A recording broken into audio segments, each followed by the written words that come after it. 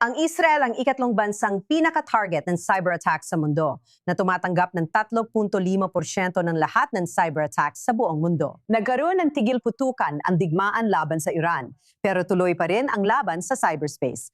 Ang 2025 ay naging taon ng record dahil mahigit 26,000 insidente ang naasikaso sa loob lamang ng isang taon, tumaas ng 55% kumpara noong 2024. Kasama ko ngayon si Judah Taub, Managing Partner ng Hetz Ventures at kilalang AI at cybersecurity investor ng Israel para talakayin ang pagtaas at kinabukasan ng teknolohiyang panangga. Salamat sa pagsama sa amin. Salamat sa pag-imbita sa akin. Kagaya ng narinig natin, bukod sa pagbasag ng mga record, sinabi ng Israel na nagkaroon na ng 4,000 at 800 cyber incidents nitong nakaraang buwan. Gaano kaseryoso ang mga ito at maari mo bang ilarawan ang mga uri ng cyber attack? Oo, seryoso talaga ito. Mula sa maliliit na atake, kadalasan laban sa maliliit na law firm, at nagmumukhang pabara-bara lang nila itong ginagawa. Pero nakikita natin na ito ay umaabot na sa mas seryoso at koordinadong mga atake na sa malaking bahagi ay inorganisa ng mga estado. Dahil dito, unti-unting napupuno ng cyber ang gray zone sa pagitan ng digmaan at kapayapaan, kaya naitatanggi ng mga bansa ang pananagutan. Medyo mura ito, lalo na kapag nailagay mo na ang malware sa loob ng infrastruktura. At sa huli, wala itong malinaw na hangganan. Buong ekonomiya ang sakop nito. Dati, akala ko ang paghahack ay ginagawa hiwalay bago ang digmaan. Pero narinig na natin ito. Paano ngayon nakikilahok ang rehimen ng Iran? Binibigyan ba nila ng pera? Tinuturuan ba nila kung paano magkaroon ng mas matitinding pag-atake laban sa Israel? Oo, kaya ang mga cyber attacker ay nagsisimula ng gumaya sa mga startup. Isang madaling paraan para isipin ito ay parang noong unang panahon may mga manggagawa. Dati nagtatrabaho sila mag-isa, kaya lahat ng proseso ginagawa ng bawat attacker. Ngayon, nagbabahagi na sila ng impormasyon. Kaya, mga napatunayang teknik, kahinaan, kung ang isang grupo ay magaling sa paggawa ng malware at ang isa ay mahusay sa pag-atake. Ginagawa nitong mas makapangyarihan ang bawat hack na natutuklasan nila at talagang inilalantad ito.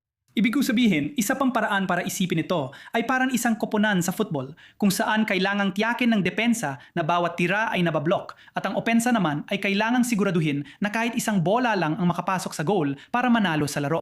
At kapag ang estado ay nakikipag-ugnayan sa napakaraming iba't ibang manlalaro, nagiging mas nakakatakot talaga ito. Ngayon, ang ibig kong sabihin, gaano nga ba ito kadelikado? Ibig kong sabihin, nakakakuha ba sila ng access sa, alam mo na, mga lihim ng gobyerno, Mossad?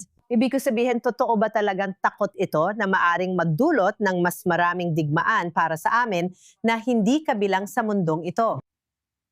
Kaya gusto kong pag-ibahin ang takot na totoo naman at ang Israel ay talagang sineseryoso ito. Sa parehong panahon, ang tagumpay ng mga Iranian na buti na lang ay nabawasan at minimal pa rin. Dalawang pangunahing pagbabago ang nais kong bigyan diin. Una, natutunan ng mga Iranian na ang cybersecurity ay parang problema sa supply chain. Noong una, maaring sinubukan mong atakihin ang pinakamalaki at pinakaimportanteng bahagi ng supply chain na maaring gaya ng sinabi mo, ang Mossad o isang kumpanya ng kuryente o katulad nito. At ngayon, natutunan nila na hindi kailangan tamaan ng mismong lugar. Maaring yon ang pinakamalaki sa Israel, pero kahit mahinang bahagi lang. Isang law firm, accounting firm, o sinumang may sensitibong datos na maaring magpabahala sa mga dayuhang mamumuhunan. At iyon ay mas madaling target at maaring magdulot ng malaking epekto. At ang pangalawang bagay ay nakikita natin ito sa buong mundo na dahil sa AI, bumababa na ang gastos ng pagtatanggol at lalo na ng pag-atake. Kaya't narito kami sa Israel at malapit na rin sa buong mundo laban sa hukbong kaya't palawakin ang saklaw dahil sa murang AI. Sige, Judah Taub, maraming salamat at binabati kita sa bago mong libro, Israel's Potential. Kaya maaari mo ring tingnan yon at matuto pa tungkol sa mga maibabahagi mo tungkol sa napakakomplikado ngunit nakakatakot na sitwasyong ito. Maraming salamat.